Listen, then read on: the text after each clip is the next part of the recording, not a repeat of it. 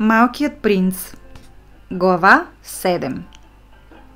На петия ден, пак благодарение на овцата, ми бе разкрита тайната на живота на малкия принц.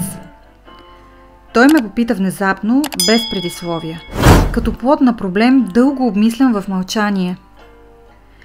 Ако овцата яде храсти, яде ли цветя? Овцата яде всичко по пътя си. Дори и цветята, които си имат бодли? Да, дори и цветята, които си имат бодли. Тогава за какво служат бодлите? Не знаех. В момента бях твърде зает да отвинтя един прекалено здраво затегнат болт на двигателя. Доста се притеснявах, защото повредата почваше да ми се струва много сериозна, а водата за пиене намаляваше и това ме караше да се боя от най-лошото. За какво служат бодлите?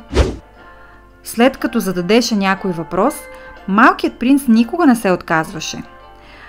Аз бях раздразнен от моя болт и отговорих каквото ми хрумна.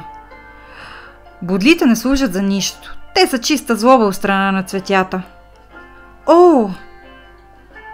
Но след кратко мълчание, той ме подхвърли с известна обида. Не ти вярвам. Цветята са слаби. Те са наивни. Утешават се както могат. Мислят се за страшни с бодлите си. Не отговорих. В онзи момент си казвах, ако този болт не се подаде, ще го избия с чук.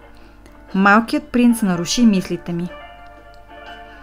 И ти наистина вярваш, че цветята... Не, нищо не вярвам. Отговорих ти, каквото ми хрумна.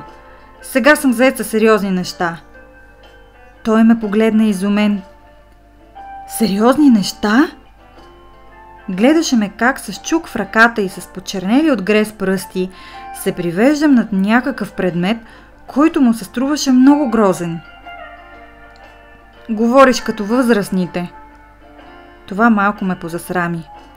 Но той добави безмилостно. Ти объркваш всичко, смесваш всичко. Наистина беше много раздразнен.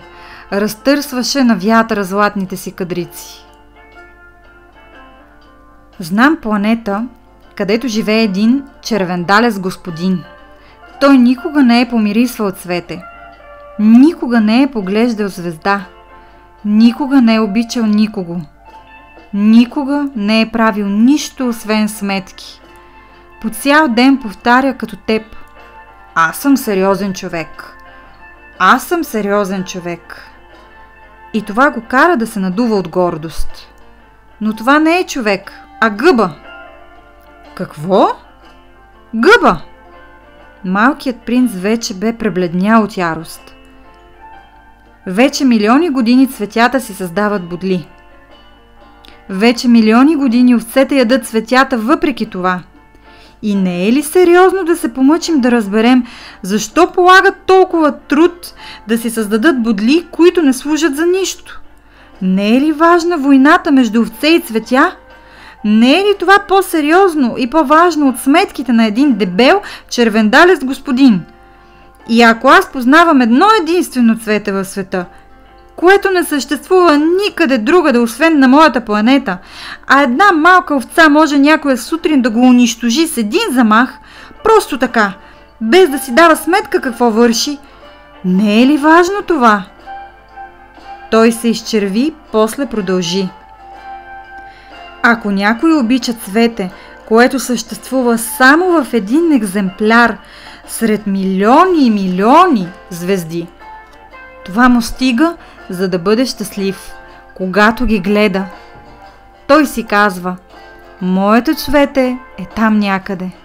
Но ако овцата изяде цветето, за него това сякаш изведнъж всички звезди угасват.